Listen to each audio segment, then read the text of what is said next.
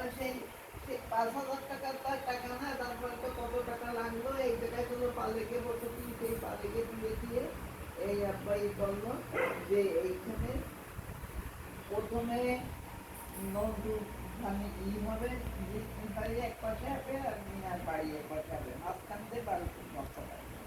এতেই আপত্তি করলো প্রথমে হলো ওই ইতিহাস দরকার নেই এখন। কথা আমার কথা হলো শুরু হলো যে বাড়ি তুমি এই বাড়িটা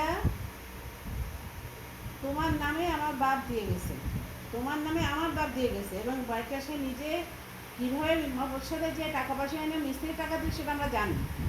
তুমি যতই কথাই না বলো না কেন, এখন এই বাড়িটা যাদের লোক হয়েছে বাড়ি বিক্রি করে টাকা নিয়ে ফ্ল্যাট কেনার, তাদেরকে তুই পরিষ্কারভাবে বলে দাও যে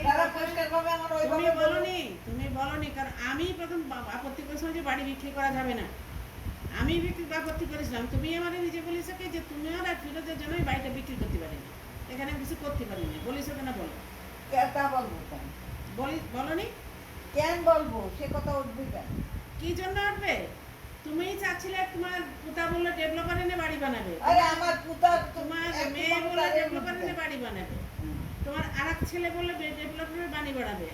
আমরা বলেছিলাম যে এই বাড়িটা এই কাজটা আপনারা করতে চাও না, এই যে বাড়িটা বিক্রি করতেও চাও না, বাড়ি বিক্রি হবে না, রেখলে এগুলো হবে না। দাদা ভাই সেটা নিষেধ করেছিল, তখন তুমি অনেকবার এই কথাটা বলিস, আমি বললে আমি এটা বলবো তুমি বলিসলে এই কারণে যে তোমার জন্য আমি এই বাড়িটা বিক্রি করতে পারতেছি।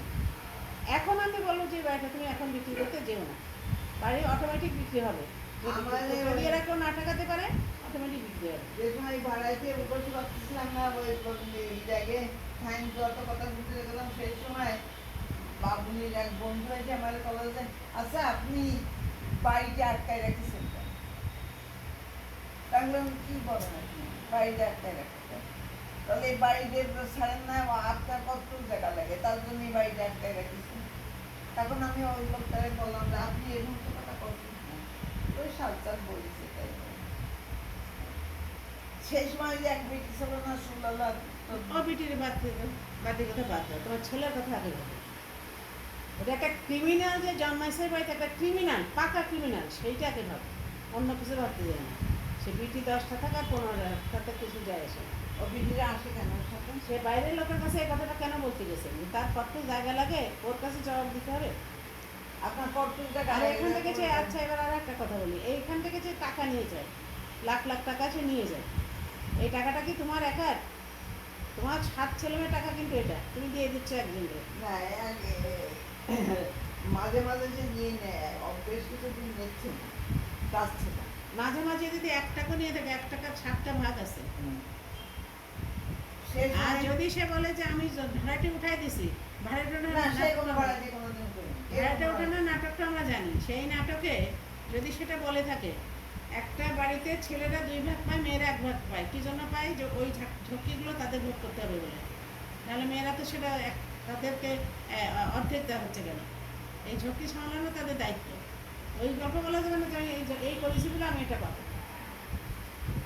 কোনো ভাড়া দিয়ে কোনো দিন ভাড়া দিয়ে আমার যে কয়টা উঠেছে সব ওই উঠেছে, আর আমি সব কথা আমার সব জায়গায় পাবো।